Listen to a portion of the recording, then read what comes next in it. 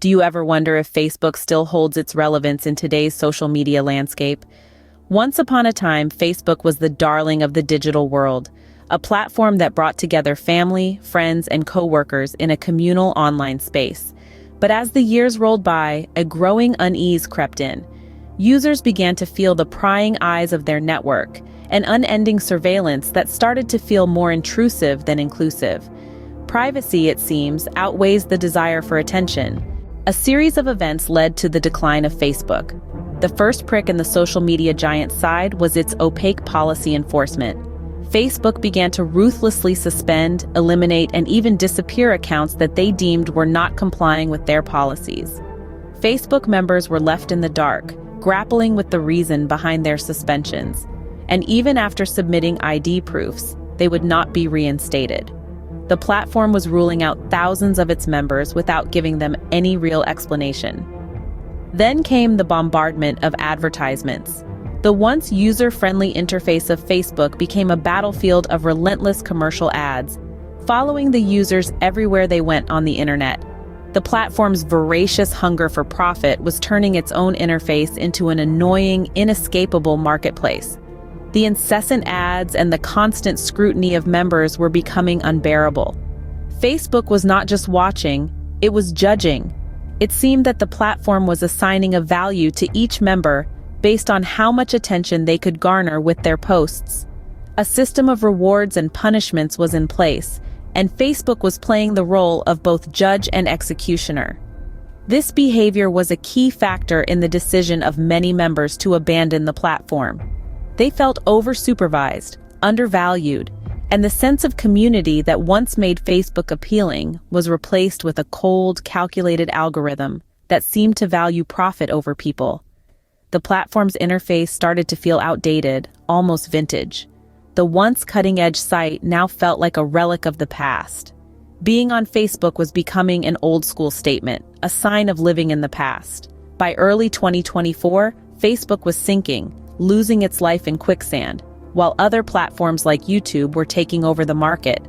Facebook, once a social media giant, was now a platform that people were leaving in droves. The platform that once brought people together was now pushing them away, its incessant hunger for profit and its cold, calculating algorithms alienating its users. It was a downfall that marked the end of an era and the beginning of a new one. As Facebook was losing its charm, other platforms were ready to take over. YouTube, Instagram, TikTok, Twitter, LinkedIn, and WhatsApp, each in their own unique way, provided alternatives that promised less scrutiny, more privacy, and a more enjoyable user experience. YouTube, for instance, offered a sea of diverse content, from educational to entertaining, without the constant feeling of being watched.